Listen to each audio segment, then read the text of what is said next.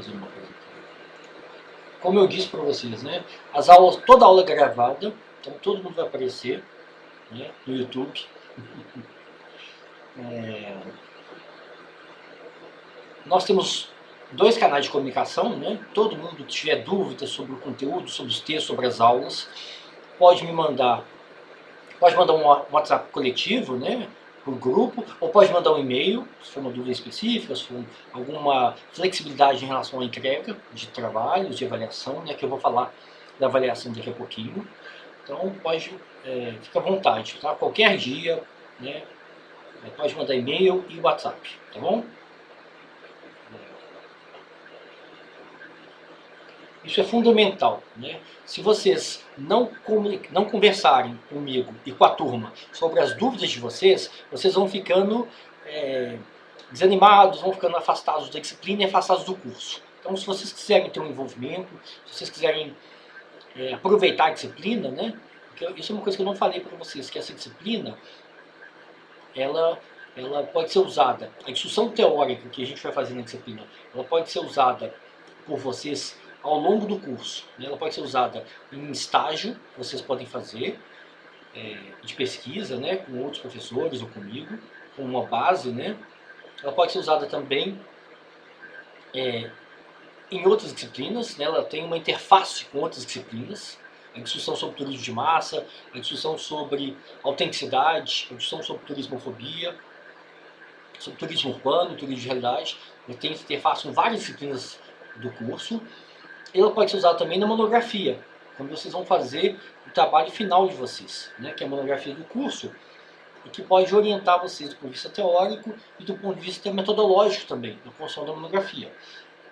Então essa disciplina pode ser, o conteúdo da disciplina pode ser retomado por vocês ao longo do curso. Então é importante vocês aproveitarem a imersão nos textos e nas aulas, para fixar o conteúdo e para vocês terem um aprendizado, né, mais completo, mais desenvolvido do conteúdo. Então nós temos 2 canais de comunicação, né, que vocês podem ficar à vontade para mandar qualquer dia da semana.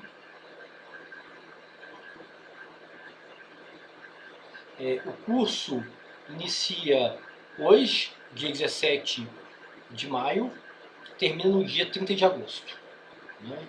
Então agora eu vou apresentar o programa para vocês, tá? Então eu estou passando aqui, está movendo aí para vocês? Vocês estão vendo que eu estou movendo? Sim. Eu vou aumentar aqui para ficar mais visível, tá bom? Melhorou? Está mais visível? Sim. É importante vocês me darem feedback, porque eu não estou vendo a tela. Eu estou vendo o meu Word aqui. A tela que aparece para vocês eu não estou vendo, mas eu vejo o Word. Tá bem melhor agora. Tá bom? Bem melhor assim. Então tá bom. Então, a disciplina tem 7 avaliações, né? A gente tem avaliações que vocês entregam resumos, são só resumos, né? Eu tenho um modelo para vocês, né? Eu vou passar o modelo, vocês vão me entregar um resumo da aula e um resumo de 2 textos de apoio, né? Textos obrigatórios, na verdade. Então, cada avaliação, né, da avaliação 1 à avaliação 5, consiste nisso. A avaliação 1, vocês entregam um resumo da aula, que vale 2 pontos, uma síntese da aula, um resumo da aula vale 2 pontos, e entregam uma síntese, um resumo de 2 textos, que vale 8, totaliza 10 pontos. Então vocês vão fazer isso 5 vezes, tá bom? Vocês têm mais ou menos uma semana para me enviar.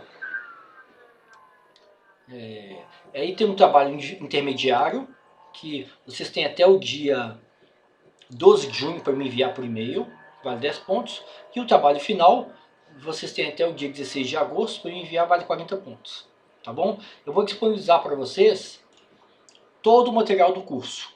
Eu vou disponibilizar as aulas, hoje eu vou mandar para vocês no e-mail que vocês receberam o link da aula, eu vou enviar nesse e-mail, eu posso também no WhatsApp, disponibilizar no WhatsApp, as aulas, todas as aulas, os textos em PDF, todos os textos em PDF, e o modelo que vocês vão fazer os resumos, né, que são essa síntese da aula e síntese do texto, o trabalho intermediário e o trabalho final, tá bom? Então se vocês estiverem na Lua, em Marte, ou se vocês estiverem na Nova Zelândia, que vocês podem sair, podem beber, podem ir no cinema, podem namorar, vocês vão receber do mesmo jeito, tá bom?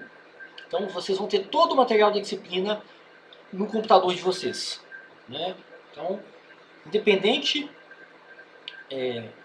essa é uma vantagem do ensino remoto, né? Então vai estar tudo com vocês. Claro que a apreensão desse conteúdo vai se dar ao longo das aulas, comigo, mas vocês vão ter todo o material. E vocês podem enviar o trabalho intermediário e o trabalho final antes do prazo, inclusive, né? Podem enviar para eu dar uma olhada, professor, está coerente isso, né? Eu estou escrevendo de uma forma clara, está coerente com o conteúdo dos textos da aula? Tá. Aí eu posso responder, não, joga fora, né? Queima, esconde isso de todo mundo, tá péssimo, tá horrível, escreve de novo, né? Melhora seu texto, pelo amor de Deus. Então eu posso dar um retorno para vocês, tá bom? Se o texto do trabalho intermediário e o texto do trabalho final estão coerentes, está bem desenvolvido, está claro. Né? Se não tiver, eu falo, joga fora, melhora, muda de país, né? E etc. Tá bom? Então, Professor, pode falar. tá dando um ruidinho, eu não sei se tem o celular para me perto. Não, é a ventoinha do meu computador. O meu computador é antigo, ele é grande. Então, é um ruidinho diferente, antes não tinha não. Não? Não. Tá. Eu vou ver Deve ter dois aparelhos eletrônicos. Pode ser. Eu vou ver se na próxima aula eu uso meu laptop. Que ele é menor, mas ele faz menos barulho, tá bom? Então vamos passar agora o programa da disciplina, a ementa. Tá bom? Hein, gente? À medida que eu vou apresentando a ementa para vocês, vocês podem me interromper, podem fazer pergunta, tá? Não precisa ficar com cara de tacho, não, né? Cara de tacho, cara de quem está viajando na maionese, tá bom? Não precisa viajar na maionese, não. Pode perguntar.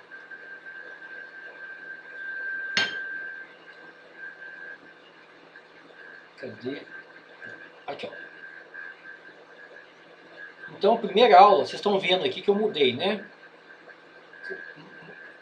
Eu atualizei aqui o documento, aqui, ó. Eu avancei. Então, a primeira aula é hoje, né? Que é recepção e apresentação da disciplina. Vocês estão vendo que não tem avaliação, né? Gente, vocês estão vendo, não tem avaliação. Se tivesse também, eu seria muito carrasco, né? Seria muito maldoso e tal. Então, como que eu vou avaliar se vocês não tiverem conteúdo? Não tem sentido, né? Então, na próxima aula, que é no dia 24, que é a semana que vem, eu vou fazer uma introdução geral. Também não vai ter avaliação, né? A partir da terceira aula, começa as duplas. Então, a gente vai ter sempre duplas de aula. Então, no dia 31, é a primeira aula sobre turismo de massa. Né? Na aula do turismo de massa, a primeira aula é expositiva. A aula do dia 31 é expositiva. E aí eu peço para vocês, já tem avaliação. Vocês vão me entregar uma síntese da aula e 2 sínteses dos textos. E vocês vão me enviar na aula seguinte, até a aula seguinte, até o dia 7. Porque no dia 7 a gente vai aprofundar e desenvolver a discussão sobre turismo de massa a partir da leitura que vocês fizeram da aula, a partir da aula expositiva que eu dei, a partir da leitura do material da aula que eu disponibilizei para vocês e a partir da leitura e compreensão que vocês tiveram dos 2 textos. Entenderam? Então, primeiro eu dou uma aula expositiva, uma aula que vocês vão dormir, vão ficar distraídos, vão viajar na maionese. A segunda aula não, é discussão o tempo todo, porque na segunda aula vocês já se apropriaram do conteúdo. Vocês já leram, já tiveram aula expositiva, já leram o material do PowerPoint, já leram os 2 textos que eu disponibilizei para vocês. Eu vou disponibilizar todo o material hoje, tá bom? Então, a partir do dia 7, do dia 31 de maio, a partir do dia 31 de maio, já tem a primeira bateria de avaliação, que é síntese só, né? E aí, na aula seguinte, na aula do dia... Deixa eu olhar aqui no computador, fica mais fácil. Na aula do dia 7 de junho, a gente já tem... Eu já recebo a avaliação de vocês, né? Já posso avaliar e lançar nota. E a gente tem uma discussão mais aprofundada, que aí tem que ter um papel ativo de vocês. Vocês não podem ficar com a câmera desligada e olhando o celular, jogando, né? Jogando com meu filho lá, enquanto ele está assistindo aula lá, vocês jogam com ele, não. Vocês têm que ter uma postura ativa, né? Porque vocês já tiveram aula expositiva e já leram todo o material disponibilizado. Ok? Então esse primeiro conteúdo que a gente vai ver, que é o turismo de massa, ele vai ser discutido na avaliação da síntese, um pouco na avaliação intermediária e principalmente no trabalho final, né? Então o que a gente quer discutir com o turismo de massa? Por que entender o turismo de massa é importante? Alguém aqui conhece essa expressão? Sabe o significado dela? Quando que o turismo de massa surge? Quando a gente discute turismo de massa, a gente fala de democratização, né? Democratizar o acesso da população, da classe trabalhadora, né, da classe média, não da elite. O turismo nasce com uma experiência exclusiva da elite.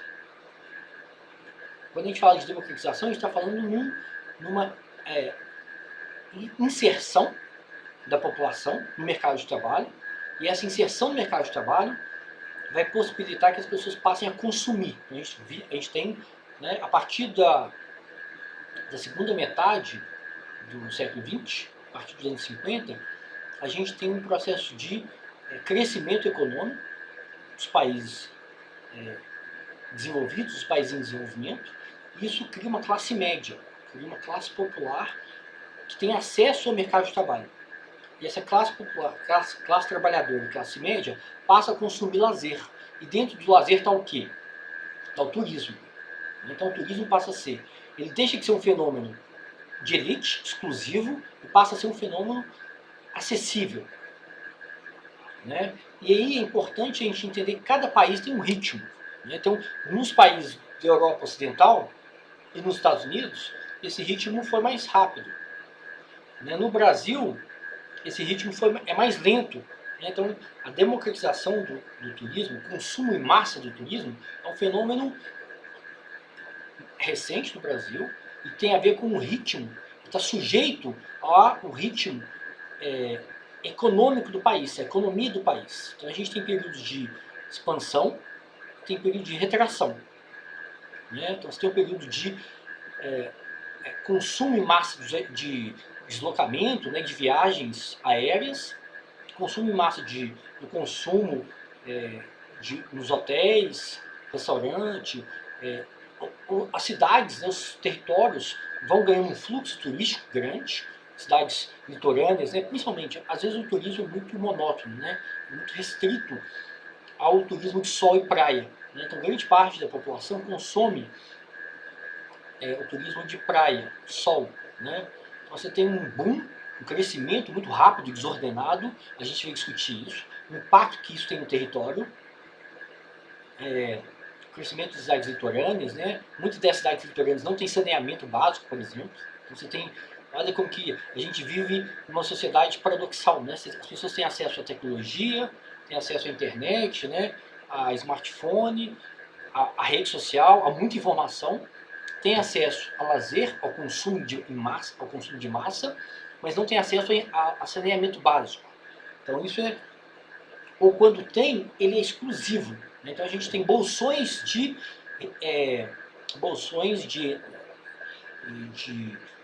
concentração de renda, né, numa cidade, bolsões de turismo, de espaços turísticos, por exemplo, que essas pessoas têm acesso a saneamento básico, têm acesso à segurança. Então às vezes você tem mais segurança nos resorts, né, no Nordeste, do que a população tem. Tem mais segurança privada, tem mais polícia, tem saneamento básico, tem mais qualidade de transporte. Então o turismo de massa ele vai permitir esse tipo de análise, né? Análise da concentração de recursos, né? Da turistificação dos territórios. Então quando o território turistifica, né? Quando ele é muito focado no atendimento ao turista, grande parte dos recursos públicos e privados acaba sendo concentrado nessas bolhas, né, e acaba deixando grande parte da população de fora.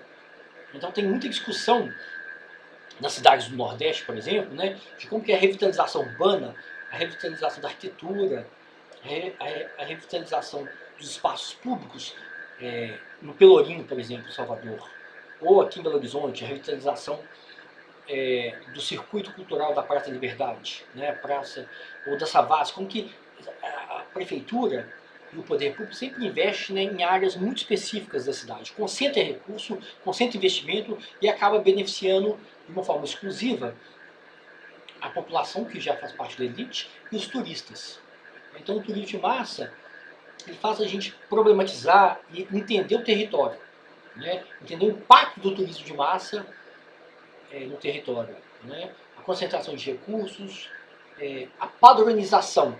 Então esse é um tema muito importante também. À medida que o mercado ele vai democratizando o consumo do turismo, há também uma padronização das experiências turísticas, né? Então a gente tem um processo de alguns autores usam uma palavrinha meio chata, né?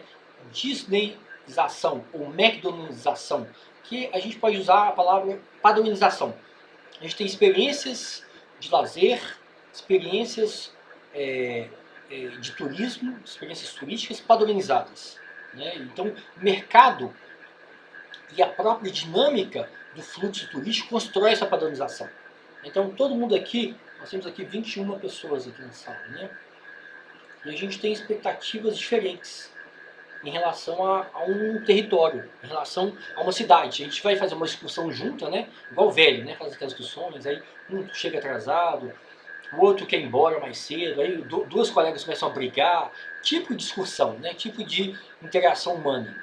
Então a gente vai, 21 pessoas vão conhecer um território, um equipamento cultural, um atrativo turístico.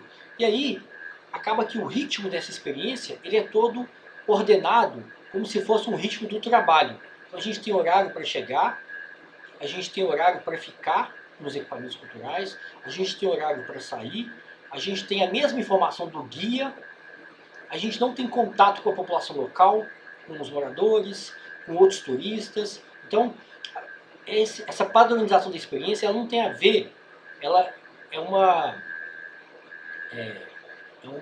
homogeneização das nossas expectativas. Então, eu, a Cláudia, a Hanna, a Mariana, o Alexis, o Marco Antônio, a Vanessa, a Evelyn, a gente tem interesses diferentes naquela cidade. Eu quero conhecer o museu, a outra quer conhecer uma igreja, né, do ponto de vista arquitetônico, do ponto de vista histórico, o outro quer conhecer cachoeira, o outro quer conhecer quer ficar com alguém da cidade, quer namorar, né? Toda cidade que vai fica com alguém, ou seja, cada pessoa, outro quer conhecer a culinária, quer comer, as pessoas, a gente adora comer, né? O outro quer conhecer a mina de ouro, lá onde os escravos produziam ouro, né? Onde tinha um trabalho escravo, né? Como que era a economia escravagista em Ouro Preto, né? No século XIX, em Minas Gerais, no início do século XIX. Então, mas aí acaba que a experiência padronizada, ela homogeneiza a nossa experiência. Então, independente das nossas expectativas, dos nossos desejos em relação àquele território, em relação àquela cultura, àquele lugar, tudo é ordenado e o tempo, todo o nosso tempo é cronometrado e organizado de uma forma que a gente não consegue ter acesso àqueles locais que a gente gostaria. Então a gente faz todo turista que vem ao Ouro Preto acaba fazendo o mesmo roteiro, o mesmo circuito. Você vai naquela igreja matriz, você vai no museu da praça, depois você vai naquele self-service que tem na rua direita, que é aquela rua principal, depois você tira foto de alguma, sei lá, você vai ver as repúblicas, os alunos estão o dia inteiro bebendo, o dia inteiro viajando na maionese. Então, os circuitos, os roteiros são sempre muito padronizados, muito esquemáticos, muito pobres. Então, a democratização do turismo, o turismo de massa, ele acaba criando, né, o mercado cria isso, a demanda dos turistas também cria isso, né? Acaba que a dinâmica da visitação, a dinâmica da experiência turística e o tempo que a gente tem é como se fosse organizada como um trabalho. Então, o primeiro ponto que é interessante a gente pensar é que o lazer e o turismo deveria se opor ao trabalho, não é isso? O que eu faço no meu tempo livre? Né? Eu quero fazer coisas que quebrem a minha rotina, não é isso? Eu quero me afastar da minha rotina, sair das minhas obrigações, sair dos meus horários. Né? Então, eu dou aula segunda e terça, eu tenho reunião na quarta e na quinta, então eu acordo 7 horas. Eu acordo muito cedo. Então, quando eu estou de férias, eu quero acordar mais tarde, né? Eu quero diminuir as pressões, as cobranças da rotina, não é isso? Então, o lazer e o turismo, ele nasce para se opor ao trabalho. É um tempo que as pessoas se arriscam, né? Às vezes as pessoas bebem mais, experimentam drogas que as pessoas não conseguem, não consomem na rotina, têm sexo com pessoas estranhas, novas, às vezes até sem se proteger. Então, isso acontece no carnaval, por exemplo. Quando a gente for discutir carnaval, por exemplo, Belo Horizonte, é um momento, tem muito filho de carnaval, né? Então, um momento de lazer, de turismo, você assume determinados riscos, né? O turista ele está exposto a fazer coisas que ele não faz na rotina, que as obrigações e as demandas da rotina não permitem, né? E aí, com o avanço da democratização do turismo, o avanço da massificação do turismo, essa oposição entre a experiência turística e o trabalho, ela diminui. Na verdade, a gente tem uma aproximação. Acaba que o turismo e a lógica do trabalho coloniza o turismo, coloniza o lazer. Então as pessoas viajam, né, no mesmo horário, viajam para os mesmos destinos. Então as pessoas acabam consumindo ao longo da sua trajetória de vida, né? Começa a consumir com 18, 19 anos, a experiência turística vai até a vida adulta e a velhice, um produto exclusivo, um produto único. Então essa é uma discussão que a gente faz do turismo de massa. Então o turismo de massa, ao mesmo tempo que ele possibilita a democratização, que tem a ver necessariamente com a inserção no mercado de trabalho formal, né? Ele padroniza as experiências. Então as experiências, então o marketing, por exemplo, né, do turismo, a propaganda, a publicidade, o investimento que as cidades fazem, né? Então, quando você vê as cidades europeias, elas competem muito entre elas, né? Então, elas ficam o tempo todo criando essas imagens síntese da cidade. Então, fala assim, coloca aquele I am Amsterdã, né? Fica o tempo todo reforçando para o turista imagens síntese para fixar no desejo do turista, para aumentar o fluxo turístico, né? Então acaba que padroniza aquela experiência, cria uma imagem síntese. Então Paris é a Torre Eiffel, Nova York é Manhattan, Minas Gerais é Tiradentes e Ouro Preto. Então o marketing e o mercado vai criar essas imagens síntese para restringir as experiências das pessoas. Então, quando os turistas vêm em Belo Horizonte, eles não conhecem Belo Horizonte, não conhecem o território de Belo Horizonte. Eles conhecem a Praça da Liberdade,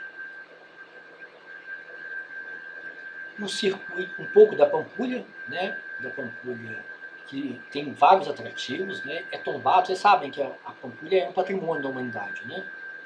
Foi tombado pela Unesco.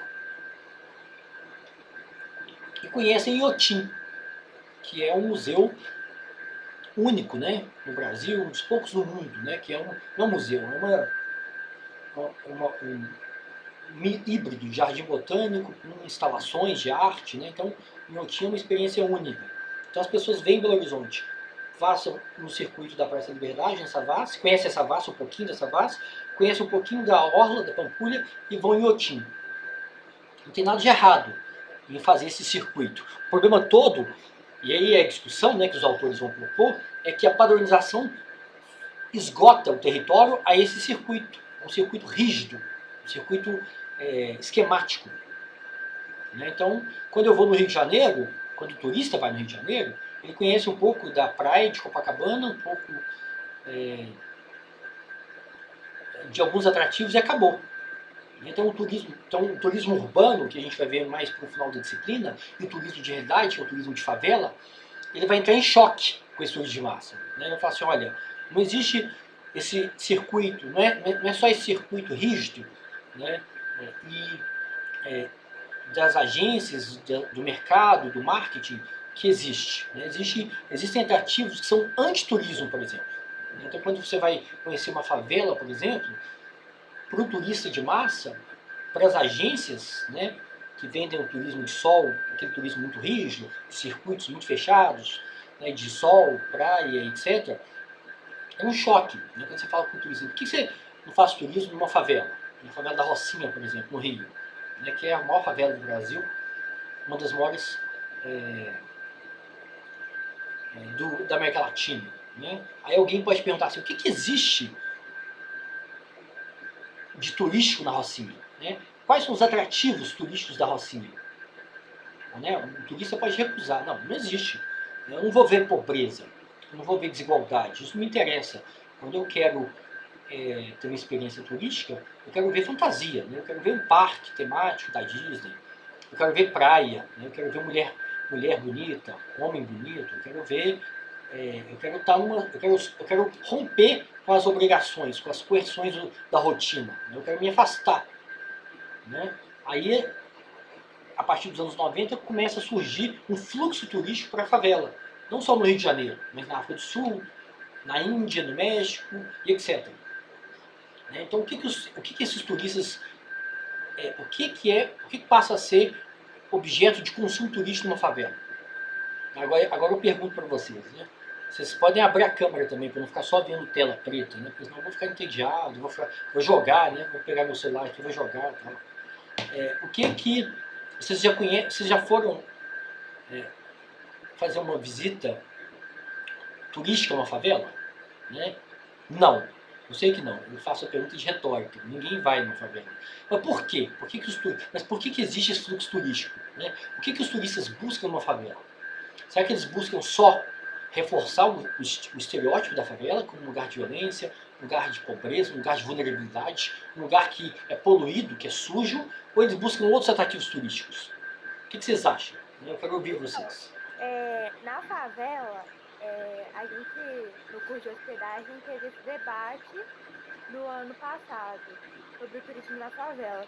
E quando a gente estava debatendo isso, a gente simplesmente chegou à conclusão que quando o turista vai para uma favela, ele busca sua inserção na comunidade, conhecer mais sobre a comunidade. O local não é igual ao turismo de massa, que, igual o senhor falou, que é tudo padronizado no mesmo lugar, as mesmas coisas. Também a gente fez uma pesquisa e viu que o turismo na favela está criando oportunidades de trabalho e estão fazendo, tipo, apresentando, o que eu vou falar? Os cursos que tem lá, que eles fazem, como capoeira, dança, balé, tá abrindo oportunidades para tanto o turista conhecer a comunidade, como a comunidade conhecer o turista e ter essa troca de vivências, de experiências, e não é igual o turismo de massa, né, que não ocorre esse contato com a comunidade. É isso mesmo, Isabela, é isso mesmo. Ou seja, na verdade, quando a gente tem que ler vários textos, né? Eu estou passando só 2 textos para vocês, mas existe uma produção na Fundação Getúlio Vargas e na Universidade Federal do Rio sobre o turismo de favela, porque no Brasil é concentrado no Rio e em São Paulo. Então a USP também tem alguma produção, mas a maior parte da produção sobre o turismo de realidade, ou o turismo de pobreza, ou o turismo de favela, tem várias denominações. Ela está concentrada no Rio e em São Paulo, principalmente no Rio. Então os autores vão complexificar essa análise. Eles vão perguntar assim, eles vão fazer entrevistas com os turistas. Então por isso que é interessante a gente ter essa disciplina e depois buscar uma disciplina que tem campo, para conhecer, para fazer entrevista, ouvir as agências, ouvir a agência turística, ouvir o morador da favela, ouvir o turista, entrevistar, fazer coleta de dados, quantitativo ou qualitativo. E aí quando você vai a campo, quando você analisa as favelas, as comunidades do Rio, onde existem turismo, você vê que é mais complexo do que isso. Então você tem algumas favelas só do Rio que são visitadas, não são todas. Agora, por exemplo, a gente está em 2021, com uma crise de saúde pública, com uma crise de desemprego, com uma crise de gestão no Rio de Janeiro, você sabe, que o governador do Rio foi afastado definitivamente, sofreu um impeachment, então assumiu um novo governador. Então, quando você tem o prefeito do Rio anterior, ele também estava sofrendo um processo de impeachment, então a cidade do Rio de Janeiro passa por momentos de caos político, social, econômico. Então, Agora, por exemplo, praticamente eu não sei, tá, gente? Estou chutando. Mas provavelmente, se a gente for analisar os sites que ofertam experiência turística de visitação, né, nas favelas do Rio, provavelmente não deve ter fluxo turístico agora, deve estar tudo interrompido. A gente está vendo uma situação excepcional, uma situação de, né, provavelmente o turismo foi o setor mais afetado pela pandemia, pelas restrições de deslocamento, de trabalho, de desemprego econômico, etc. Né? Vocês estão acompanhando isso, então vocês têm que estar muito felizes de não estar formando agora. Vocês têm que estar super felizes, têm que estar soltando foguete. Se vocês estivessem formando agora, vocês estariam entrando no mercado, que tem um cenário que está muito reduzido. Sofreu uma redução drástica. Né? É um cenário mais... Quando vocês formarem, daqui a 4 anos, isso para qualquer curso, tá, gente? Então, tem uma amiga da minha mulher que o filho acabou de formar em engenharia química, que é um dos cursos mais difíceis da UFMG. Difícil de entrar, difícil de ficar, difícil de sair. Um curso extremamente chato, extremamente exigente. Né? Tem uma inserção no trabalho, no mercado de trabalho também com salários altíssimos também. Né? Então, não é um padrão normal, um padrão de um salário alto, muito alto. Os caras, ele não está conseguindo emprego, ele formou e não consegue inserção. Né? Engenharia química você vai trabalhar na indústria pesada, indústria de cimento, de metalurgia, de farmacêutica, de cosméticos, ou seja, são profissionais muito especializados, são poucos profissionais, né, e eles ganham muito bem.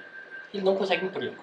Então, quem está formando agora está entrando no Brasil, na economia, no pior momento, né, desde os anos 80.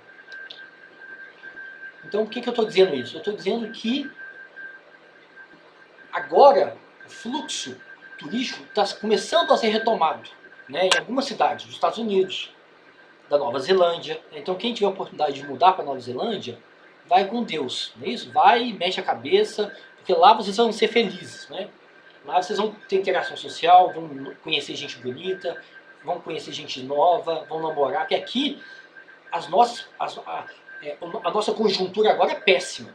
Né? Talvez no médio prazo as coisas melhorem, talvez no longo prazo as coisas melhorem, mas agora a gente está vendo um momento muito difícil, talvez no médio prazo melhore, né? A gente não tem bola de cristal. Mas então, eu estou dizendo isso para reforçar que agora não há experiências turísticas em favela no Rio de Janeiro. Mas até pouco tempo, até alguns anos atrás, sim, havia. Então, essa discussão é muito interessante, porque quando você pergunta para uma pessoa que faz essa experiência, né, o que você busca lá? Né, qual que é a sua expectativa? É conhecer as pessoas? E aí a gente descobre, quando a gente faz pesquisa, os pesquisadores do Rio fazem, né, pesquisa com os turistas, que a maior parte dos turistas é estrangeiro, não é brasileiro. Por quê? Eles são turistas europeus. A maior parte é turistas. Por que os turistas europeus têm interesse em conhecer as favelas do Rio e os brasileiros não têm interesse? Por que vocês acham? Eu sei a resposta. Eu quero que vocês pensem, né, que vocês problematizem isso. Por que a maior parte dos turistas é estrangeiro? E o que eles buscam?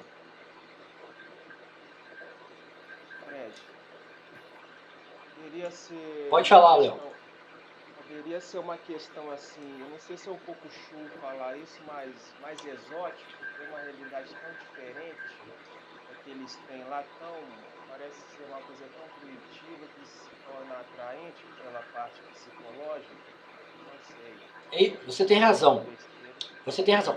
Não, esse não é o único interesse, né? Esse não é o único atrativo que os turistas buscam. Social, talvez, né? Mas tem uma parte dos turistas que buscam sim, ter uma interação com um ambiente novo, estranho, né? E que passa pelo exótico, que passa por uma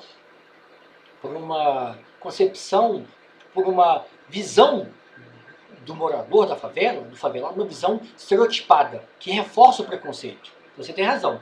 Então, quando a gente tem uma visão estereotipada, exótica, né, eu quero conhecer a África. Tem gente que é ignorante e fala assim, como se a África fosse um país, né? Como se a África é um continente muito desigual. Você tem cidades muito ricas na África do Sul, né? Você tem países que estão com uma economia crescendo muito, a Nigéria, o Egito, etc, etc.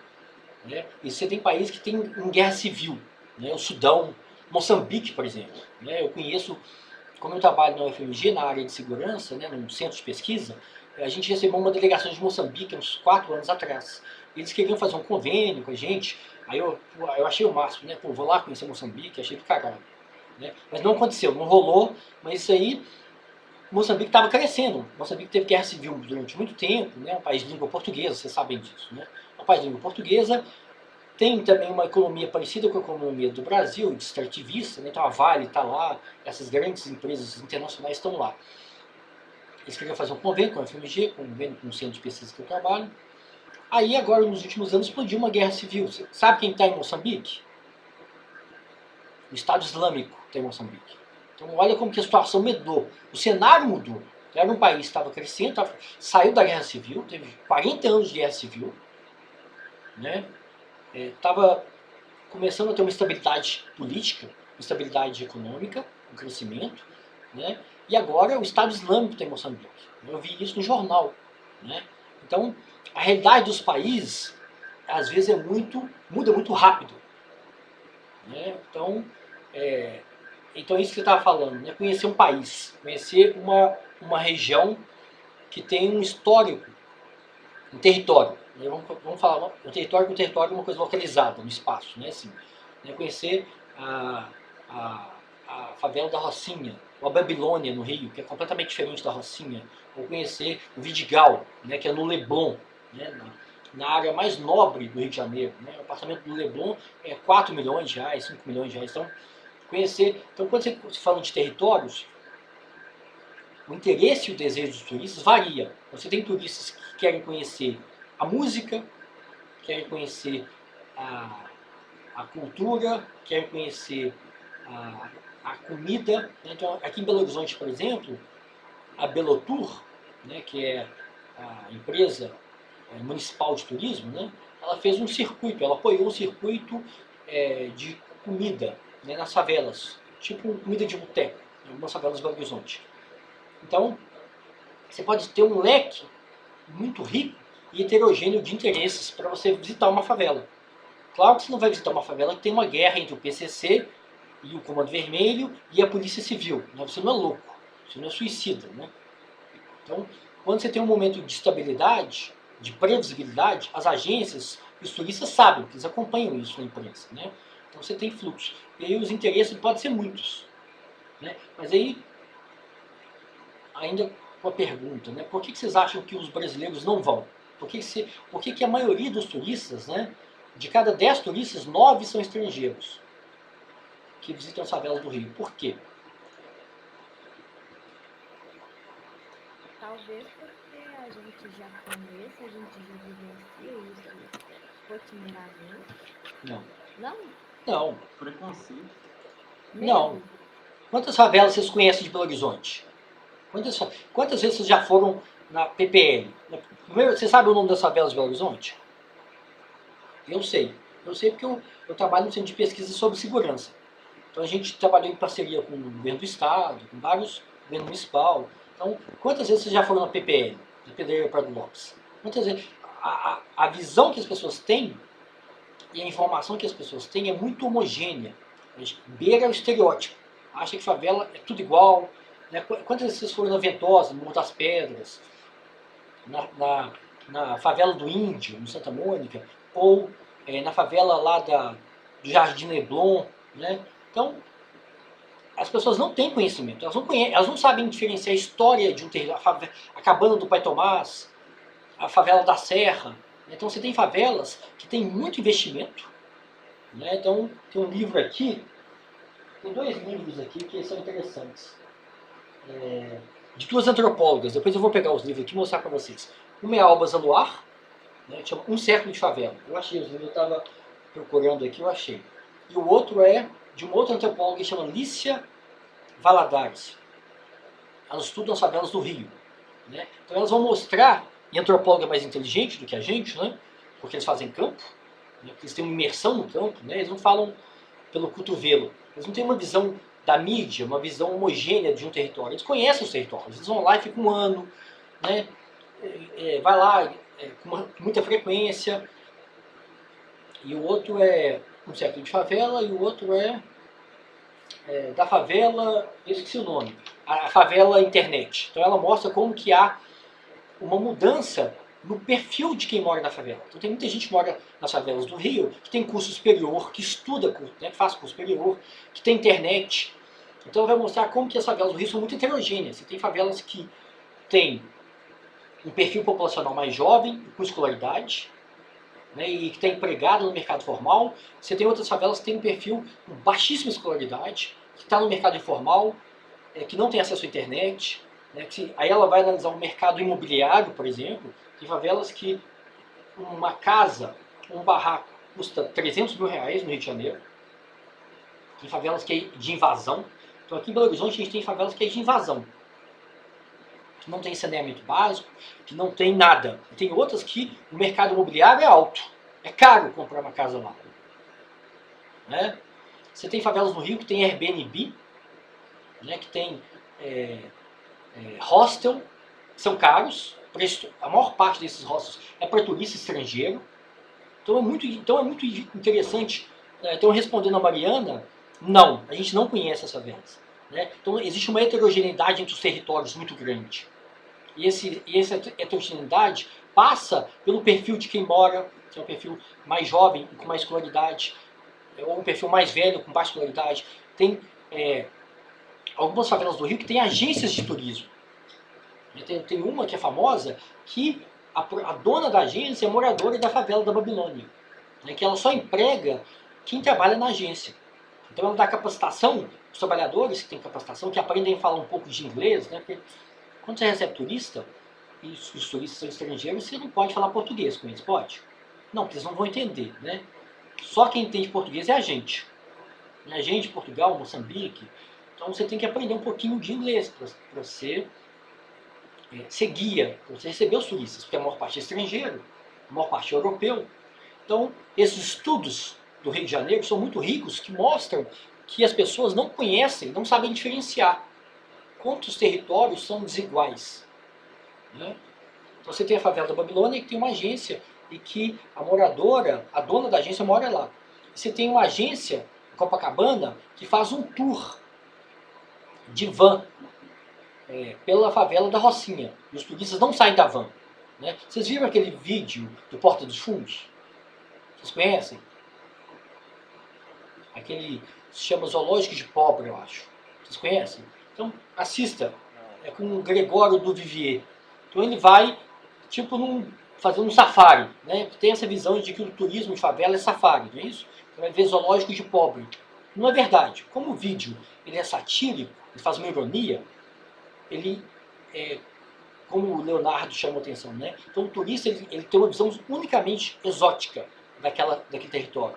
Acha que o pobre é diferente, né? Um pobre, aí o Gregório do Vivier entra na casa do favelado, o pobre fala assim, o pobre usa garrafinha não é para guardar água, é para guardar feijão. Então pega a vasilhinha de manteiga, aqui tem macarrão. Então fica fazendo um estereótipo, né? Como se o turista, o vídeo é engraçado, mas ele ridiculariza o turismo de realidade. O turismo de realidade não é isso. Né? Então, eles chamam, eu acho que é zoológico pobre ou safari, eu esqueci o nome. Depois vocês olham. Então tem essa visão, né, que é uma visão que o turista vai para ver o exótico, para ver o que é diferente, né? E tem outros turistas que querem ter uma imersão, querem conhecer, né? Que se hospedam na favela. Então é muito diferente do turista que vai de van, tira foto, né? Tira foto da favela, que legal. Aí o turista lá mostra, olha, eu estive num lugar, tem guerra civil, né? Porque hoje em dia, algumas favelas do Rio têm guerra civil, né? A polícia mata criança, mata morador como se não fosse nada. Então isso é guerra civil. Quando não tem nenhuma previsibilidade, quando a polícia pode matar e não ser responsabilizada, né? Isso que é pior, né? A polícia mata e ninguém é responsabilizado. Então você está no estado de guerra civil. Ninguém liga, né? Então nos Estados Unidos, quando a polícia matou um cara, você lembra do cara? George Floyd? Então várias cidades americanas se mobilizaram, né? Fizeram um movimento social para pressionar a polícia a parar de matar. A polícia mata, a maior parte das vezes, de uma forma arbitrária, sem nenhum tipo de controle do Ministério Público. Né? Alguém devia vigiar a polícia, não é isso? Alguém tem que controlar a polícia. Senão a polícia faz o que ela quer. Então, quando o Ministério Público solta a rédea, não está nem aí, a polícia atira em criança, né? Uma criança de 10 anos, está indo para a escola, está indo na padaria. Então, a realidade de algumas aglomerados, de algumas comunidades do Rio de Janeiro é essa, a guerra civil. E ninguém liga. Isso é que é pior, né? Você não tem uma mobilização coletiva. Foda-se, não é isso? Então a gente está preocupado com um Leblon. Né? Se uma pessoa é assaltada e toma um tiro no Leblon, aí o mundo cai. As pessoas vão para a rua, tem muita tem muito ativismo de internet, não é isso? Todo mundo gosta de escrever, ai, estou chocada, mas ninguém vai pra rua. Ninguém fala que a polícia é assassina. É isso que a polícia, grande parte da atuação da polícia nas favelas é isso. É uma guerra civil. Então por que eu estou falando isso? Porque eu estou falando da realidade, as pessoas não conhecem a realidade das favelas. Elas são muito desiguais. Nesses 2 livros, que eu vou mostrar para vocês daqui a pouco, quando eu achar, vou demorar 2 horas para achar, tem algum lugar aqui, Um Século de Favela. Da favela, a favela de internet, a favela conectada dessas antropólogas, vão mostrar que o carioca, as pessoas que vivem no Rio, não conhecem os territórios. E o mesmo vale para Belo Horizonte, a gente não conhece. A gente não sabe quais favelas são mais urbanizadas, tem mais serviços, tem restaurante, tem internet, quais são mais precárias, quais estão numa situação de invasão. Então o turismo de realidade, na verdade, ele está abrindo um leque de experiências antiturísticas. É o antiturismo. Né? O turismo de praia, o turismo de massa, ele recusa essa experiência. Ele vai falar assim, não, isso não é eu. Eu não vou. Eu tenho 1 semana de férias. Né? Eu posso viajar 1 semana por ano. A pessoa tem 25 dias de férias normalmente, um trabalhador. Vocês sabem disso? Sabem, né? Então, as pessoas têm no máximo 25 dias de férias por ano. Desses 25 dias, as pessoas podem viajar 5. Porque viajar é caro, não é isso? Não é barato viajar. Aí as pessoas falam assim, quê? Eu vou viajar, 5 dias que eu tenho. Eu vou para o Espírito Santo, ficar bebendo e vendo a praia, e curtindo paisagem, né? Não pensar em nada, ou eu vou visitar uma favela de Belo Horizonte. Então as pessoas entendem que isso é o antiturismo. Né? Mas na verdade existem fluxos turísticos. Então, essa discussão do turismo de massa, ela abre uma série de discussões para a gente fazer. Ok? Gente, vocês podem falar também, tá? Porque cansa só eu falar, é chato para mim. Primeiro que eu já conheço a minha voz. Eu já conheço tudo que eu tenho para dizer, eu já conheço. Então eu sou uma pessoa chata para mim. Então eu preciso que vocês falem, que vocês façam pergunta para a gente discutir de outra forma, né? Pode falar. Deixa eu te perguntar, o que você a importância da rede social hoje, tanto para o turismo de massa quanto para o turismo, né? Qualquer tipo de turismo, está influenciando as pessoas? Por exemplo, eu vejo uma foto, eu vejo que tem muita gente que se arrisca em lugares perigosos para tirar uma foto. Isso com certeza é o que está influenciando também no setor, porque hoje em dia a rede social faz parte, né, da vida de todo mundo. Qual a sua experiência? Não, sem dúvida. Eu não estudo essa área, esse campo. Eu tenho colegas que estudam. Depois vocês vão conversar com a professora Daniele Fernandes. Ela estuda, né, como que as redes sociais constroem desejos, né, aumenta o fluxo turístico para um determinado território. Então ela sabe muito mais do que eu não sei nada. Mas sem dúvidas, tem razão. As redes sociais é fundamental, né, tanto para criar um desejo, né, aumentar o fluxo, como para fazer circular ideias, né, fazer circular experiências. Né. Mas essa é uma área de estudo muito grande, muito importante no turismo, né, que eu não sei nada sobre isso. Mas vale a pena vocês discutirem com ela. É como uma pessoa visitar uma cidade como turista, se apaixonar, depois de morar na cidade, se decepcionar com ela, decepcionar com. Porque no turismo, como você falou, tem o turismo de massa. A pessoa vai para determinar. Porque eu, particularmente, morei 6 meses no Rio Grande do Norte. Eu arrumei emprego num restaurante na praia de Ponta Negra. No primeiro mês eu fiquei maravilhado, né? Mas depois que eu fui conhecendo a cidade, os governos da cidade, a gente meio que dá uma não é mais a mesma coisa, né? Nós pesquisamos, isso é comum, a pessoa ficar maravilhada com uma cidade, com um roteiro, querer morar, se mudar e depois ficar decepcionado. Olha, Leonardo, eu não conheço estudos sobre esse tema, tá? Mas eu imagino que isso deve ser comum, né? Ou seja, tem uma piadinha, né? Não confunda turismo com a vida cotidiana, com a vida rotineira, né? Uma coisa é eu conhecer, ficar 3 dias numa cidadezinha do interior de Minas, tem cachoeira e tal. Agora, se eu mudar para lá, eu vou morrer de tédio, né? Eu vou achar todo mundo chato, todo mundo desinteressante, vou achar que lá não tem nada, não tem cinema. Mas eu entendo o que você está dizendo, mas eu não conheço estudo sobre esse tema. Mas a ideia do turismo é justamente fugir da sua rotina, não é isso? É você ficar lá, você ser uma pessoa naquele território sem compromisso, sem vínculo com aquele território. Então, quando eu vou para uma cidade, eu não estou nem aí para aquela cidade. Eu não quero resolver os problemas da cidade. Eu não estou interessado em melhorar Belo Horizonte, eu não estou interessado em melhorar o metrô de Belo Horizonte, o transporte público, foda-se Belo Horizonte. O turista, ele tem esse lugar de sem vínculo. Então isso é muito interessante. O turista ele tem um olhar que ele não está preso naquela rotina, ele não tem compromisso com a cidade. Então se ele resolve trocar esse lugar que ele circula, né, que ele vê a cidade, que ele só vai em lugar bonito, só vai em áreas turísticas, em espaços turísticos, se ele resolve trocar pela cidade, aí ele vai descobrir que a vida é para valer, não é isso? Então uma coisa é eu ir para a praia, ficar no Rio de Janeiro, né, ficar em Copacabana, ver um monte de gente bonita, praia, ficar... Aí o meu dinheiro lá dura 3 dias, porque tudo é caro também, né? Agora, se eu for morar no Rio de Janeiro, eu vou detestar a cidade. É cara demais, é uma das cidades mais caras do mundo, você sabe, né? Então, você morar num apartamentozinho é caríssimo. Né? O transporte coletivo é caro, é péssimo. O clima de insegurança no Rio é muito grande, né? E etc. Eu vou descobrir que a rotina de lá é tão chata quanto aqui, né? Então isso é verdade.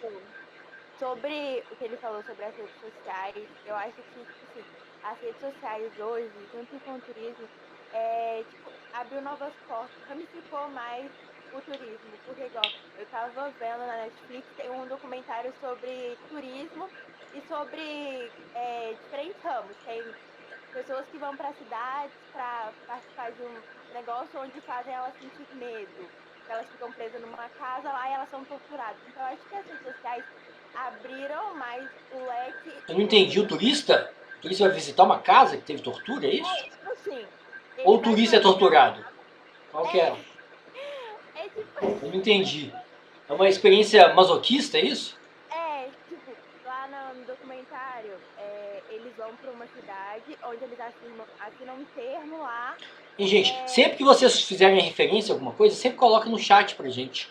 E a gente pode compartilhar e pode ver do que você está falando depois, né? Depois você coloca no chat, Isabela, por favor. Vou colocar assim no documentário. Aí eles vão, assinam um termo lá e eles ficam presos nessa casa.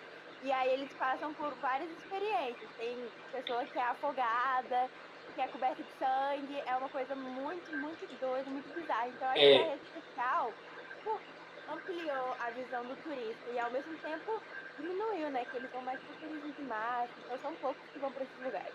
Eu acho que um misto. Entendi. Isso é um lugar exótico, né? Você vai para apanhar, não é legal apanhar, né? Mas tem gente que gosta, né? Mas, ser humano cabe tudo, né? Tem gente que paga para fazer isso, gente? Tem, é isso que ela está dizendo. Mas a pergunta do Leonardo, vamos explorar um pouco as redes sociais, né? Vocês acham que ela acabou com as agências? Ou seja, vamos pensar em termos de mercado, né? Vou perguntar para o Wallace. O Wallace que tem um tino mercadológico aqui, né? O que você acha? Você acha que as agências vão desaparecer? Ou seja, a rede social veio, ela dá conta da demanda turística, né? Ou seja, o Instagram, a imagem. O que você acha disso? Eu queria ouvir você sobre isso, né? Porque isso implica numa mudança no mercado, né? Então você tem o Airbnb que jogou os hotéis lá embaixo, né? Então quando eu viajo, normalmente eu fico em hotel porque eu sou preguiçoso, né? Eu não quero fazer nada, então eu sou meio vagabundo, eu não quero cozinhar, quero comer na rua. Né? Então, mas muita gente vai para Airbnb por quê? Para economizar. Então, como eu viajo pouco, viajo uma vez por ano, eu fico em hotel. Então, eu não quero fazer nada. Nem arrumar cama, né? Porque eu já faço isso todo dia na minha rotina, né? Eu não tenho empregado. Minha mulher e meu filho é que a gente faz as coisas aqui em casa. O meu filho é um vagabundo, então você tira, né? Já caiu para 2. A minha mulher e eu, a gente fica brigando entre a gente. Então ela briga comigo, eu brigo com ela, a gente. Tudo aqui é mal feito, é mais ou menos mal feito, né? Então quando eu viajo eu não quero fazer nada, porque eu já faço todo dia, né? Mas Wallace, pode falar. Entendi. Olha, sobre as agências, por exemplo, principalmente agora, eu acho que a tendência sim é reduzir muito o número de agências, né? Porque, igual, eu alugo por meio do Airbnb, Booking, Airbnb, e eu digo que assim, dá para alugar bem. Para você ter ideia, eu fiz uma análise do hoteleiro, no local que eu trabalho, e a taxa de ocupação deles, média, está 6,6%. Isso dá na faixa de duas diárias por mês. Isso agora, né? Isso. É. Agora, mas se a gente para analisar o público que frequenta o hotel, é igual o Frederico falou, o pessoal que vai para poder economizar, para poder fazer comida. No hotel, já é um público mais diferente, é o pessoal que quer ir para lá, não quer fazer nada. E a tendência, sim, é reduzir e ter esse fechamento de venda online. Por exemplo, no meu caso, eu alugo os apartamentos do hotel pelo Airbnb, pelo Google. Porque eu fechei um contrato com eles, né? Eles não podem alugar pelo Airbnb, porque, se não me engano, tem uma questão de imposto lá, que eles não podem fazer isso. Então, eu alugo os apartamentos do hotel pelo Airbnb, mas eu digo que não tem tanta demanda assim, por causa da região específica naquele local, sabe? Então, a tendência é o turismo, ele tem que se adaptar muito, igual. Se eu pegar, por exemplo, eu tenho uns apartamentos aqui em Belo Horizonte. Se eu pegar aqui em Belo Horizonte e comparar com Caldas Novas, que a gente também tem, é um público totalmente diferente, comunidades totalmente diferentes, Sim. que faz um percurso totalmente diferente. Então, assim, é se adaptar e analisar o que aquela pessoa vai querer fazer no geral, né? No geral. Sim. E as redes sociais, né, tiveram um impacto muito grande, né, no Airbnb, ou seja, toda a mudança gerada pela tecnologia teve um impacto muito grande no mercado, né? E é claro que isso foi interrompido agora, né?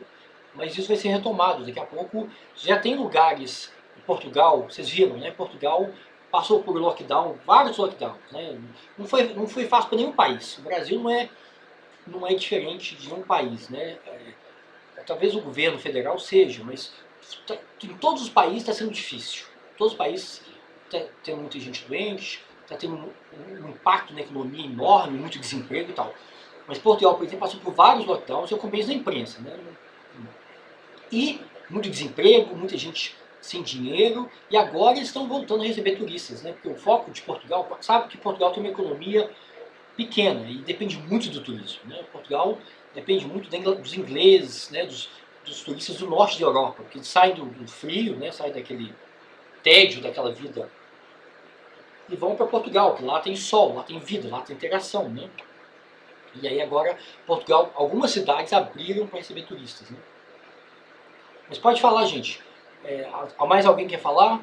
Professor, não sei. Pode falar. Ok. Na questão anterior sobre a maioria dos turistas das favelas não serem brasileiros, acho que também tem, tipo, a questão da nossa cultura de que de vira-lata, sabe? Se afastar da cultura popular é visto como uma melhoria financeira. Então a classe média quer se afastar do que a maioria vive ou consome. Então, Tem uma rejeição, né? Tem uma rejeição. Mas tem razão, você viajar para outro país do que você viajar para cá, principalmente para as áreas. Não, na mesma cidade. Você vai nas cidades do litoral, do Nordeste, né? São cidades que têm fluxos turísticos gigantescos, e as pessoas conhecem só aquela praia. Tem um monte de favela no Recife, tem um monte de comunidade, tem um monte de cultura lá também, né? Eu não tô falando, Rio eu não, Norte a mesmo, gente não né? deve ser Tem partes moralista, aqui. hein, gente? A gente não deve ser moralista em relação ao turista consciente, visita a favela, o turista só é para alienado. Não. Ao longo da nossa trajetória de vida, né, a gente tem uma expectativa de vida. A gente vive até os 80 anos, a gente viaja sozinho, a gente viaja em grupo, viaja com a família. Ao longo da nossa trajetória de vida, a gente vai ganhando experiência, a gente vai conhecendo lugares diferentes. Então, não é errado. Eu tô com dor na coluna aqui, por isso eu fico me ouvindo, porque eu fico muito tempo sentado. A gente não é errado conhecer o parque temático, né? Não, não. A gente não deve ter um discurso moralista, o turista é bobo, o turista é alienado que vai pro parque lá em Santa Catarina, aquele parque lá, Beto Carreiro. Ou aquele parque de água que tem no Nordeste, em Fortaleza, como chama? Beach Park. Beach Park. O meu filho sempre me pedia para ir. Eu falei assim, aí eu sempre disse para ele, olha, você vai quando você quiser, quando você puder pagar a sua passagem, quando você puder gastar o seu dinheiro, você vai. Porque eu jamais vou para um lugar que as pessoas ficam o dia inteiro fazendo xixi na piscina quente, né? Então, se você gosta de água quentinha, o problema é seu. Aí ele chorava, o problema. Aí eu levo ele para os lugares que eu gosto. Por quê? Porque ele depende de mim, não é isso? Ele viaja comigo. Então, se ele viaja comigo, ele vai para os lugares que eu acho interessante. Mas não tem nada de errado ir pro Beach Park, mas é uma porcaria. Ou pro Beto Carreiro, ou pra Disney, é chato. Mas a questão aqui é que a gente tem que entender os fluxos turísticos, é isso que é interessante. Né? Eu jamais iria, mas é legal. Mas a gente está interessado de um ponto de vista analítico, de um ponto de vista de um pesquisador. Né? Então a gente está interessado em como que esses atrativos são construídos, como que esses atrativos isolam, fazem uma bolha. Né? Tem um conceito que os autores usam, que é de bolha turística, que eles isolam o turista paulista. Então o turista de São Paulo vai para o Beach Park, lá em cima, em Fortaleza. Aí esses resorts isolam o turista da cultura, do território local. Né? Então isso é um problema. Né? Isso é um problema para a gente, está fazendo uma análise de como que os atrativos turísticos não se esgotam no Beach Park, não se esgotam na água quentinha, né? Morno, xixi morno de criança na água quentinha. Você tem cultura, você tem território, você tem culinária, você tem pessoas fora daquele território, fora daquele parque. Então, um território que muitas vezes os turistas não vão visitar. Então, do ponto de vista analítico, do ponto de vista do estudioso, que a gente tem uma padronização da experiência turística. Então, essa que é a questão. Eu não estou julgando a pessoa.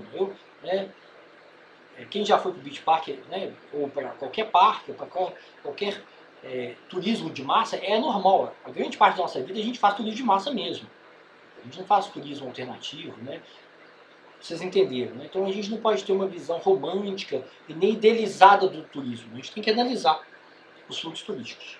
Ok? Mas quem mais queria falar? Professor, eu gostaria de fazer um apontamento, ainda na relação desse assunto que você comentou, da questão das favelas no Brasil. Eu achei interessante, assim, fiquei refletindo, será que esse tipo de mentalidade que a gente tem a respeito das favelas, na verdade, os europeus, né, e os estrangeiros têm a respeito das favelas, de ter interesse de conhecer, será que não se assemelha um pouco à nossa visão que a gente tem, por exemplo, com o continente africano, né, com a cultura de lá, com as pessoas, a gente sabe que tem vários problemas que a sociedade lá passa em relações econômicas e sociais.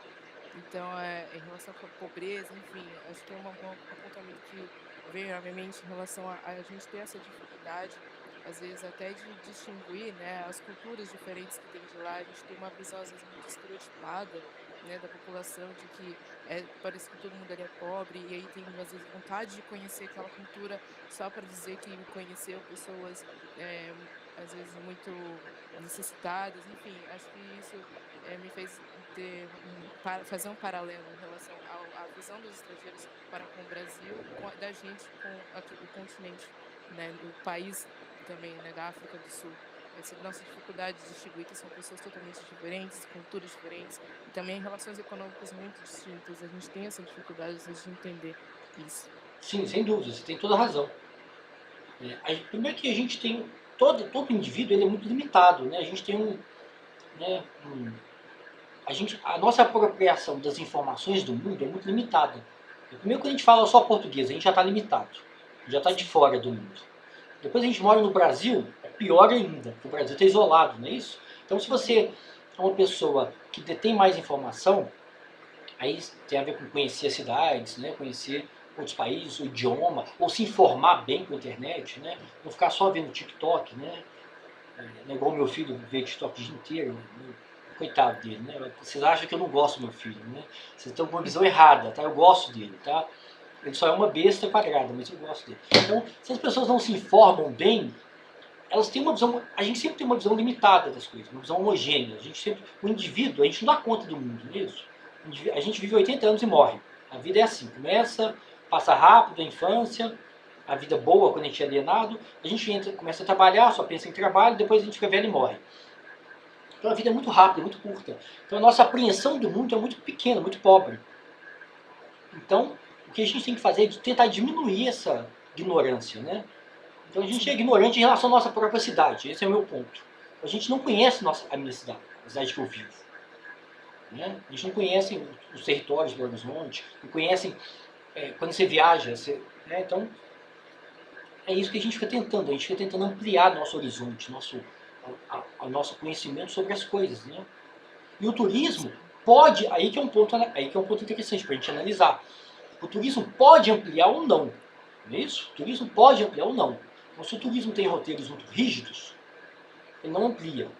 Se o turismo isola ele está falando que o vídeo está falhando aqui. O Davi está falhando para vocês o áudio, o vídeo? Tá bom? Aqui tá normal. Tá ok? Pra mim tá Tá ok. normal também. A minha internet é boa, viu, gente? Não porque a internet o plano é bom, é porque eu uso o cabo do meu filho.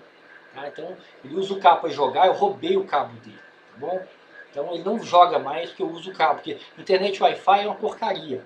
Mas aí, o que eu faço? Como eu dou aula, tem muita reunião, eu pego o cabo dele. Vocês usam cabo? É muito bom o cabo. É só roubar da pessoa, entendeu? Então, o que eu estou falando isso? O que a gente estava falando? Que a gente não conhece a nossa própria Isso, Então, agora eu vou voltar para a ementa para a gente avançar, porque a nossa aula vai até 11h30 mais ou menos, né? Assim, o horário, né? Então já são 5 para 11. Então eu vou voltar para a ementa para a gente avançar no conteúdo, tá bom? Professor, Pode falar. o senhor vai disponibilizar esse documento posteriormente? Hoje eu vou mandar tudo para vocês, Ah, ok, tá bom? obrigada. Porque a minha internet é boa, porque eu uso cabo. Tá certo. Então eu não tenho problema com a internet, tá bom? Quando ele roubar o meu cabo, aí eu vou ficar puto aí, vai ficar com a internet, tá bom? Mas hoje eu mando tudo para vocês. Hoje eu mando o programa, mando as aulas em PowerPoint, mando os textos em PDF, mando os trabalhos para vocês. Se tiver algum gênio aqui na sala, vai me enviar o trabalho semana que vem, tá vendo? Semana que vem eu vou ver quem que é bom aluno dessa turma. Alguém muito dedicado vai me enviar o trabalho final, que está previsto para o dia 16 de agosto, já vai me enviar semana que vem. Se for muito bom de serviço, tá bom? Tô brincando, Não. gente. Ok. Mas hoje eu mando tudo. Todo o curso vai estar com vocês hoje. Se vocês vão mudar para Nova Zelândia amanhã, ou para Marte, vocês vão ter o curso todo com vocês. Tá bom? Isso é que é legal do ensino remoto, né? Professor, e qual favela aqui em Belo Horizonte tem, na sua opinião, o melhor potencial turístico? Não sei. Essa é uma pergunta difícil. Quem fez essa pergunta? Eu, o Wallace. Ah, tá. É porque às vezes o menu aqui dá uma variada nas telas. Mas não sei. A gente tem que ver isso com a Belotour. Toda pergunta simples tem uma resposta complexa, não é isso? Então, se eu te responder agora, eu vou estar falando pelo cotovelo. Eu não sei. Então, para isso, a gente tem que conversar com o pessoal da Belotour. Eu tenho contato com o pessoal da Belotour. Vários professores do curso de turismo trabalham em parceria com a Belotour. Né? O professor Daniele, o professor John Mira, que é economista, né, que vai dar aula para vocês.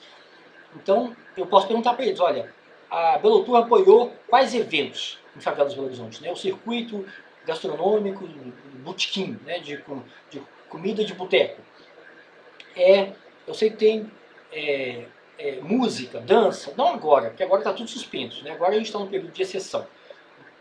Mas antes da pandemia, quais parcerias que a prefeitura fez com quais comunidades? Né? Aí eu vou poder te responder com propriedade, né? Mas eu não sei. Se você descobrir, você traz para a turma, traz para a gente, se você for pesquisar isso. Tá bom. Tá bom? Então, gente, vamos voltar para o programa aqui, né? Então, a aula do dia... Professor, você tá mutado. É, você tá mutado, sim. Eu esqueci. Então, a aula... O conteúdo começa no dia 31. Começa no dia 31 de maio, que é a primeira aula que a gente vai ter com conteúdo e com avaliação, que é o turismo de massa. Na aula seguinte, vocês já estudaram, vocês são bons alunos, né? Vocês não ficam jogando o dia inteiro. E aí a gente vai discutir a partir da síntese que vocês fizeram dos textos da aula, que é no dia 7 de junho, né? E aí na aula seguinte a gente vai discutir, as duas aulas, né? São sempre aulas gêmeas, sempre aula de par. A gente vai discutir a autenticidade, que é um tema muito discutido no turismo. O que é uma experiência autêntica? Vocês conhecem o significado desse conceito? Não, né? Vocês não estudaram, então como vocês vão conhecer? Né? O que é uma experiência autêntica para vocês? Ir na Disney é uma experiência autêntica? O que vocês acham? Não. Eu acho que não. O que é uma experiência autêntica, então? Seria Algo Seria um- único? Ui? Algo único, talvez? Não, eu quero um exemplo. Autêntico, único é quase sinônimo, né? Autêntico, Não exclusivo. sei, talvez alguém Pensa num exemplo para a gente fala, pensar, para a gente discutir. ir pro Camboja talvez seja autêntico. Algo que foge da curva. Mas existe um fluxo gigantesco de turista em Camboja, na Tailândia, né? É só se pesquisar. Né? Tem fluxo gigantesco de turismo sexual, inclusive, na Tailândia. Então, o que não falta é turista lá. Né? E o Egito também tem um fluxo gigantesco de turistas no Egito. Né? As pirâmides, os sarcófagos, todo mundo quer ver. Todo mundo que pode pagar, que mora perto, que tem voo que é barato, né, da Europa. Né? O que é um turismo autêntico? Acho que seria o contrário do turismo padronizado, onde a gente realmente tivesse um contato ali com as coisas, os lugares, as pessoas de lá. Sim, pode ser. Agora você falou uma coisa... Sim, quando você sai do roteiro rígido. Pode ser. Não necessariamente. Né? Então, turismo de favela, por exemplo, pode ser uma experiência autêntica? Pode, turismo de realidade. Mas pode não ser também.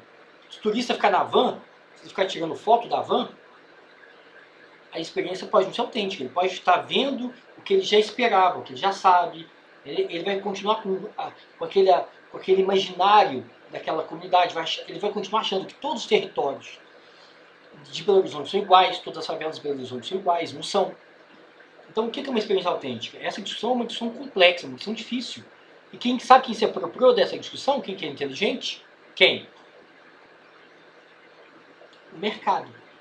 Então, o mercado, quando quer vender uma viagem para os Estados Unidos, vai falar assim, ou para a Austrália, ou para o Egito, né, que todo mundo sabe que tem um fluxo turístico gigantesco para lá. Vai falar assim, tenha uma experiência autêntica, uma experiência real. Fuja dos bobões, né, daquele tanto de panaca, né, aquele tanto de turista de massa, que fica na fila 3 horas e tal. Então, o mercado foi o primeiro a chamar a atenção para o turismo, uma experiência autêntica. O que é uma experiência autêntica? É ir para Nova York? Tem um fluxo turístico de milhões de pessoas para Nova York. Tem um fluxo turístico de milhões de pessoas para Salvador, para o Rio, para o Egito, né? Então, o que é uma experiência autêntica? É ir para um lugar único no mundo? Existe um lugar único no mundo que a gente pode ir? Existe, gente? Eu estou perguntando. Qual que é o lugar exclusivo que só o Elon Musk vai? Só o dono da Tesla? Só o Jeff Bezos, que é o dono da Amazon, vai? Tem algum lugar exclusivo? Não, Marte, né? No futuro, o turismo exclusivo vai ser Marte. Gente, vocês estão aqui na Terra, tudo loser, tudo babaca, tudo vaquinha de presépio. Eu tenho dó de vocês, né? Que vocês ficam viajando aqui na Europa. Pô, que triste a vida de vocês, né? O turismo exclusivo vai ser em Marte. Então, vai ser o Jeff Bezos, vai ser o Elon Musk, vai ser o Bill Gates, vão ser 3 turistas em Marte, né?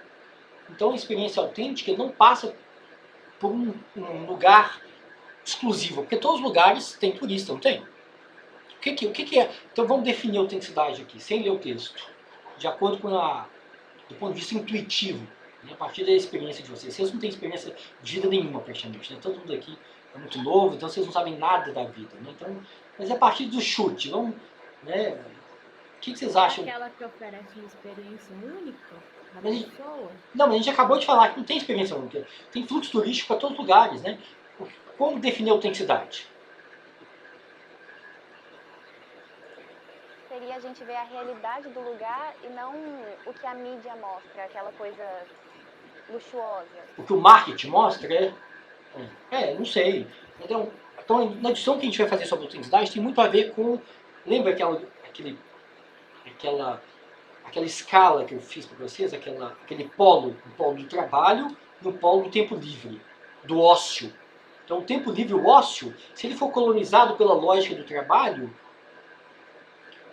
não é uma experiência, ou seja, o seu tempo vai ser regrado, os lugares que você vai conhecer vão ser rígidos, vai ser regrado, as pessoas com que você vai falar vão ser regradas, vão ser as mesmas, né? Ou seja, tem a ver com uma certa liberdade, com uma certa autonomia. Né? A autenticidade não tem a ver com ir em Nova York, não tem a ver com ir em Belo Horizonte, tem a ver com autonomia, tem a ver com risco. Eu assumi um risco. Olha, eu não vou fazer uma viagem de cruzeiro, não vou fazer uma viagem de excursão com meus coleguinhas, porque são todos chatos, tudo vai brigar, né, e tal. Vou fazer uma viagem sozinho, eu vou experimentar, eu vou quebrar a cara. Né? A autenticidade tem a ver com uma certa autonomia e quando o sujeito assume um certo risco. Ele pode ir para um lugar e achar péssimo, quebrar a cara, e não gostei, né? Mas aí eu mudei minha rota, eu comprei passagem, consegui trocar passagem e peguei carona, ou seja, são conceitos mais complexos do que... Né? Então, por exemplo, tem uma experiência durante a Copa do Mundo. A última Copa do Mundo foi na Rússia, não foi? Foi depois do Brasil, não foi? Primeiro teve o 7-1, o 7-1, não foi? Foi ótimo. Né? O Brasil realmente é um país que é especial. Né? Por isso que a nossa autoestima é alta, não é isso? Porque foi o 7-1 e tal. Depois teve a Copa do Mundo na Rússia. Aí, um grupo de turistas brasileiros foi para a Rússia. Vocês lembram desse caso? Todos homens. Vocês lembram? Lembro que eles estavam... Isso, então esse é um exemplo ótimo, porque os caras, eles foram entre eles, um grupo já fechado, né? Ou seja, depois eles falam em português, só português. Depois eles foram ver e consumir algo que eles já consomem no Brasil, que é futebol. Né? E aí eles foram interagir com uma mulher russa, vocês lembram do caso? Né? É um caso desastroso, né? É a nossa diplomacia, né? A diplomacia brasileira é uma tragédia, né? Então, o que diz sobre esse caso? A experiência deles foi autêntica, os caras viajaram 12 mil quilômetros, né? Uma viagem para São Petersburgo, para Moscou é cara, gastaram 50 mil reais. Então você pode viajar para a Rússia e ter uma experiência altamente previsível, padronizada, e não ser uma experiência autêntica. Eu nunca fui para a Rússia. Eu tenho vontade de conhecer a Rússia. Né? Eu tenho um livro aqui sobre a Rússia, que eu vou pegar aqui para vocês verem.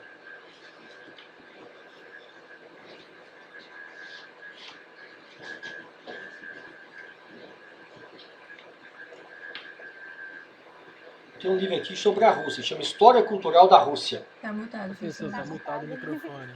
Esse livro aqui, História Cultural da Rússia, que é fenomenal. A Rússia tem mais de 100 etnias, tem 100 dialetos, idiomas, né? A história da Rússia é mais violenta que a história do Brasil, se é que tem jeito de uma história ser mais violenta que a do Brasil. Então é riquíssima a Rússia. Eu tenho uma vontade de visitar a Rússia, um dia eu vou visitar.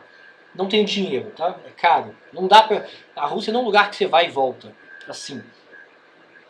Então, você pode ter uma experiência dessa, gastar uma fortuna, se deslocar muito, ter uma experiência altamente previsível e padronizada. Pode não significar nada. Você bebeu cerveja, você comeu McDonald's, você ficou com seus amigos, você não interagiu com a população local, você não comeu comida local, você não visitou e não conheceu a história daquele território, né, de São Petersburgo ou de Moscou. Então, não tem a ver com deslocar também. Eu posso ter uma experiência autêntica aqui em Belo Horizonte, posso visitar uma comunidade quilombola. Aqui em Belo Horizonte tem uma comunidade quilombola, vocês sabem disso? Não, né? Porque vocês também não sabem de nada. Vocês são turistas de massa, né? Então, eu posso ter uma experiência autêntica aqui em Belo Horizonte. Eu e minha mulher e meu filho, só nós três, sem gastar dinheiro, né? A gente vai de Uber, volta de Uber, sem gastar dinheiro, mas é pouco. Eu posso ir sozinho, né? Ou pode ser uma coisa que me impacta, que muda a minha percepção daquela comunidade, daquele território, né? Então, autenticidade não tem a ver com deslocamento, não tem a ver com destino. Tem a ver com uma certa liberdade e um afastamento da lógica do trabalho. Então, se o ócio e o tempo livre está muito próximo, é regido pelo ritmo do trabalho, né, a excursão, o tempo que você fica, o guia que te fala, tudo que você vai saber do território é o guia que vai traduzir para você. Então você não tem autonomia. Então é um conceito mais complexo e interessante, né? Professor, Pode falar. eu gostaria de fazer um comentário falando a respeito desse assunto que me recordou. Eu assisti um TED Talk um tempo atrás de um cara, eu não me recordo de onde ele é exatamente, mas ele comentando de uma experiência única que ele teve na vida dele, onde ele decidiu de uma hora para outra que ele queria rodar o mundo. Mas tinha um porém, ele não tinha um tostão no bolso. Mas ele quis fazer isso mesmo assim. E ele rodou o mundo, ele conheceu acho que mais sei lá, se não me engano, acho que mais 50 países rodando o mundo sem ter dinheiro. E ele pegando. Eu Era tenho inveja mochilão. desse cara. Muita Você já inveja. viu? Então eu achei muito interessante. Ele, na verdade, não tinha dinheiro, mas ele rodou o mundo com dinheiro, tipo assim, pegando carona com as pessoas, fazendo mochilão de verdade, conhecendo a realidade das pessoas daqueles países, inserido não numa cultura de massa, mas numa cultura real, sabe, daqueles Sim. povos.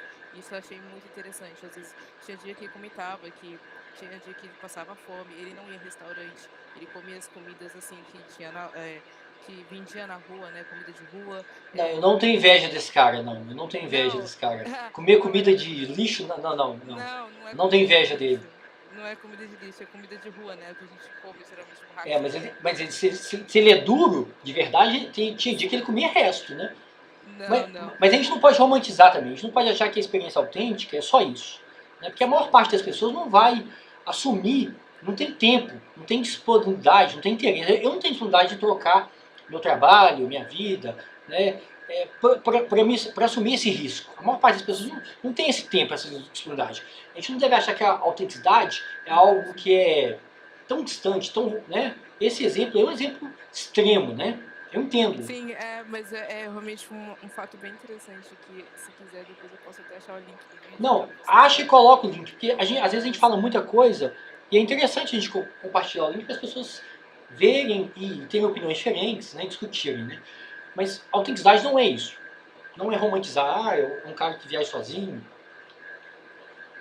Inclusive, a maior parte das pessoas que viajam sozinhos são homens, você sabe, né? Por quê, né? Por que mulher quase não viaja sozinho? Você sabe por quê? Por Existe, N motivos. existe violência Por sexual, medo. né? Existe estupro na Índia, por exemplo. Tem vários casos relatados de turistas que são estuprados. Então, o turismo ele não se dá fora da vida, mesmo não se dá na Lua e Marte. Ele é todo entrelaçado com a vida. Então, o estereótipo da mulher, né? Então, uma mulher em um país muçulmano, por exemplo, não pode colocar biquíni, não é isso? Não pode mostrar a bunda.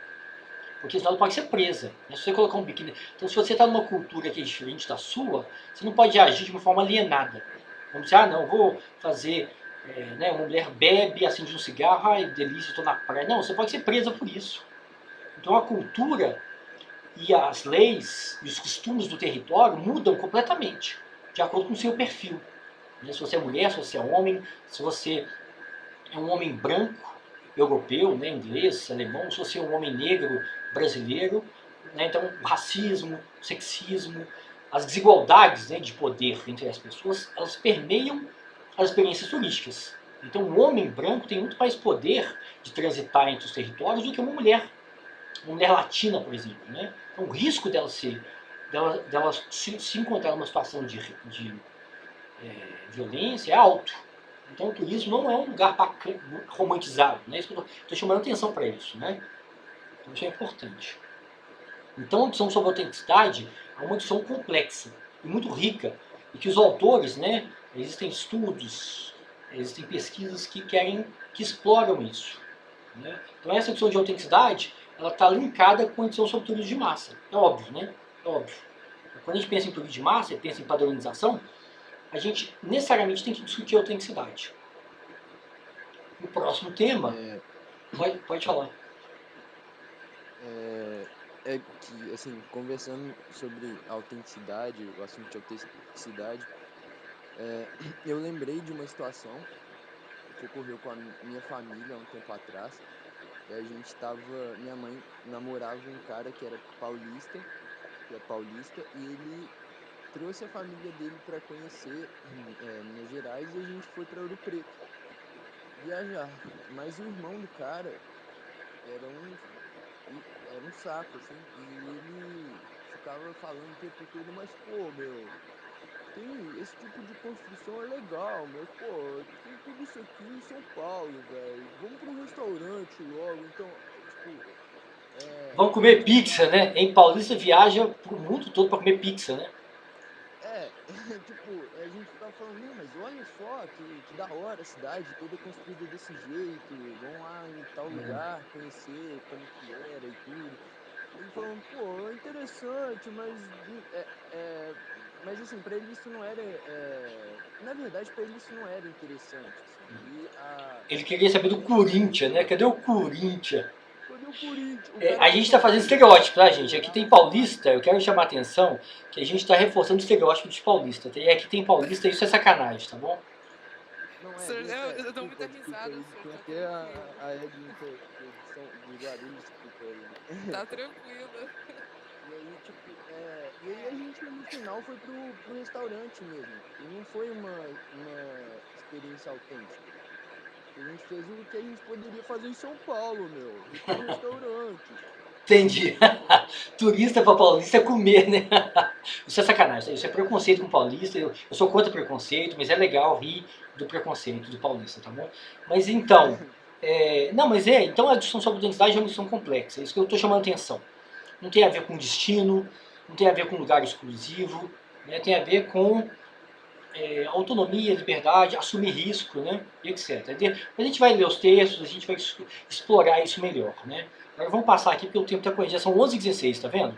Aluno fala demais, aí o conteúdo não rende, tá vendo? Vocês estão falando muito e o conteúdo não está avançando. Então nós precisamos avançar no conteúdo aqui. Deixa eu só passar aqui. Então, depois a gente discutir a autenticidade, como que é difícil mensurar a autenticidade, não é uma coisa simples, né? A gente vai discutir a turismofobia, que eu já adiantei para vocês, né? Que a turismofobia a gente pode trocar esse termo, porque esse é um termo muito espanhol, né? Vocês vão ver os textos, eu vou passar texto em espanhol para vocês, espanhol da Espanha mesmo, né? Catalão, na verdade é de Barcelona. Então essa é uma discussão muito restrita a algumas cidades europeias. A turismofobia foi inventado nas cidades europeias. A gente pode substituir esse termo, né, buscar um termo equivalente, que é pressões turísticas. Como que as pressões turísticas provocam danos, né, geram prejuízo para o território, para a população local, e como que a população local reage a essas pressões turísticas. Então tem a ver com... E aí a gente vai fazer uma discussão focando no Brasil, focando nos casos brasileiros, em Belo Horizonte, em Diamantina, em Campos do Jordão, lá em São Paulo, que a população aumenta 4 vezes, né? Quem conhece Campos do Jordão. O fluxo turístico é imenso, né? Então falta água, a comida encarece, tudo piora. Então tem um impacto. Só que essas coisas no Brasil são mais sazonais, são mais concentradas no espaço e no tempo. Nas cidades europeias não, é mais contínuo, é mais crônico. Então lá a discussão é mais intensa. Aqui é mais... Bom, nesse momento que não tem turista, então ninguém vai discutir turismofobia, né? Os espanhóis, os catalães, está todo mundo doido para os turistas voltar, para encher o saco, para poluir a cidade, para encher a cidade. A situação, o fluxo turístico foi cortado 100%, né? Então, mas a discussão da turismofobia é uma questão muito interessante, que tem a ver com democratização também. Né? Um dos impactos da democratização é justamente o aumento do fluxo turístico e o aumento das pressões turísticas, o que pode gerar uma reação da população.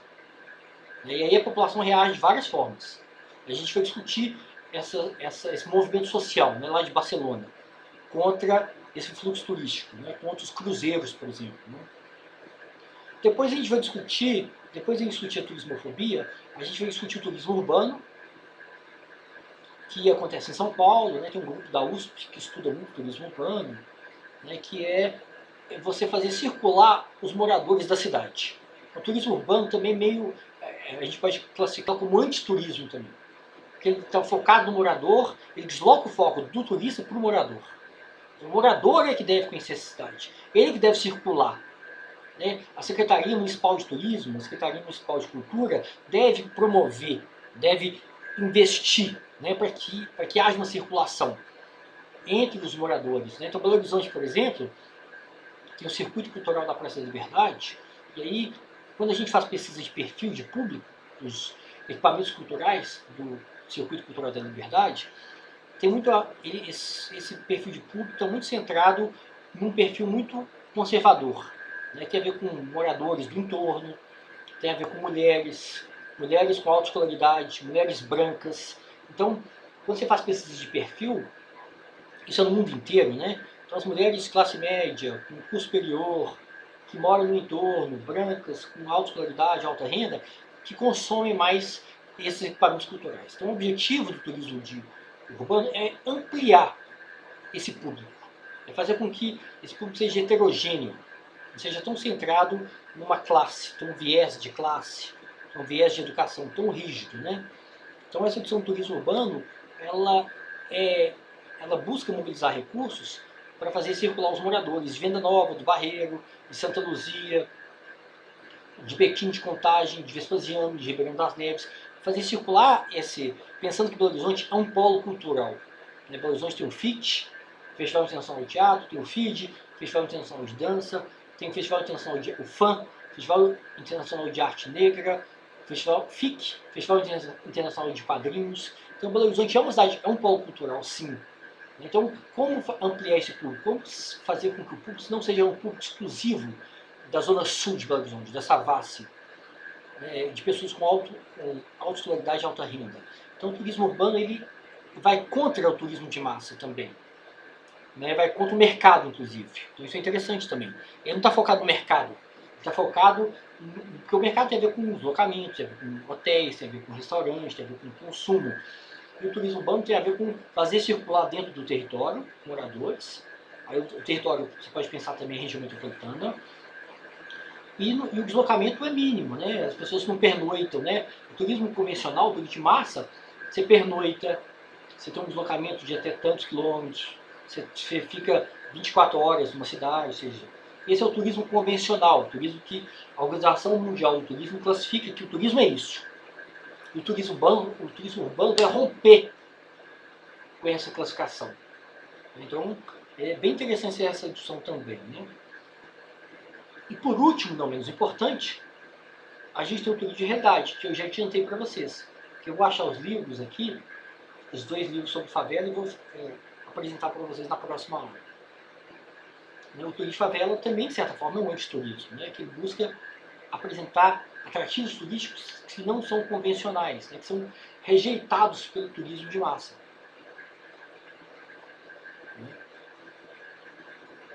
Então, vocês estão vendo aí o programa, né? Estão vendo as datas, né? Então são sempre aulas gêmeas, tá vendo? Aqui, ó.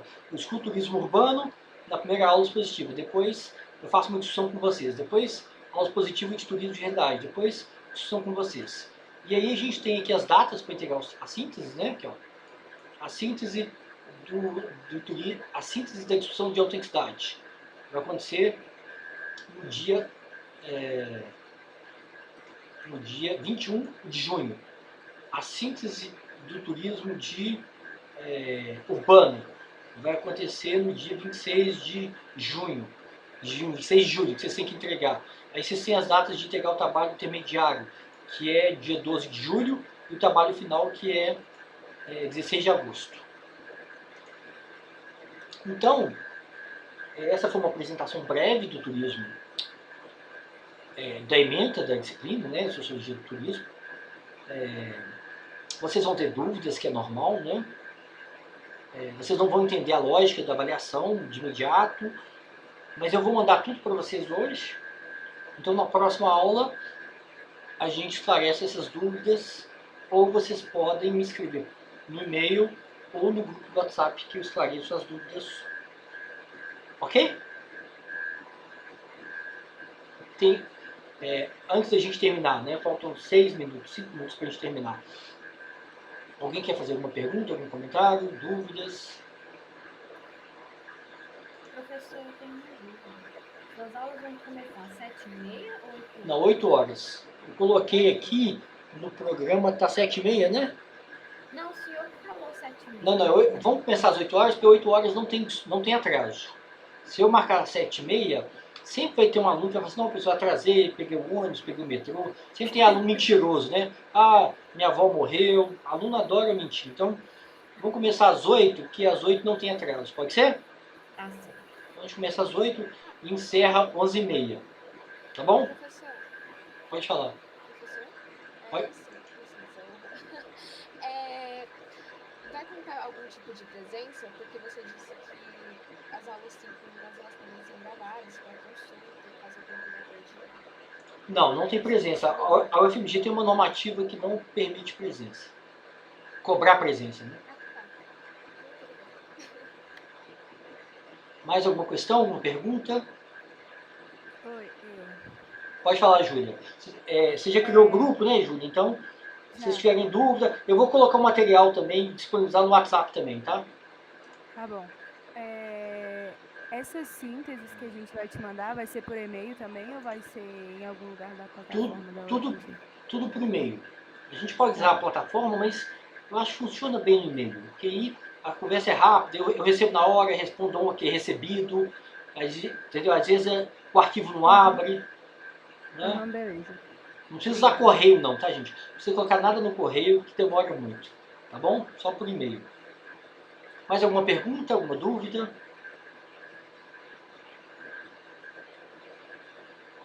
Não? Ok. Então, a gente pode encerrar. Então, nós temos 2 canais de comunicação, né, que vocês podem tirar dúvidas. O grupo do WhatsApp e o e-mail.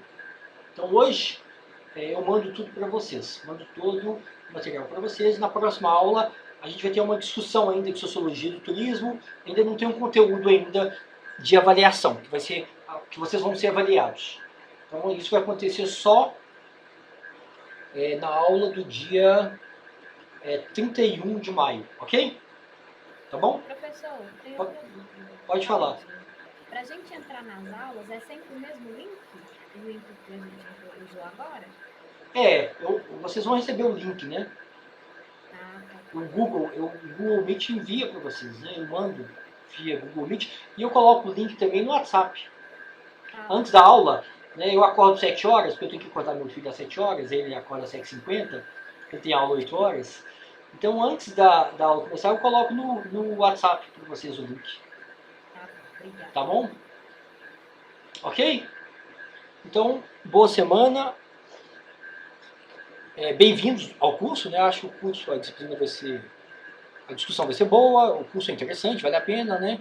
Aí vocês vão se envolvendo com o curso à medida que os anos, os semestres vão passando, tá bom? Então, boa semana. Então a gente vê segunda-feira. Qualquer dúvida, Semana, professor. é só mandar e-mail, tá bom? Um abraço então. Tchau. Tchau. Obrigada. Tchau, tchau.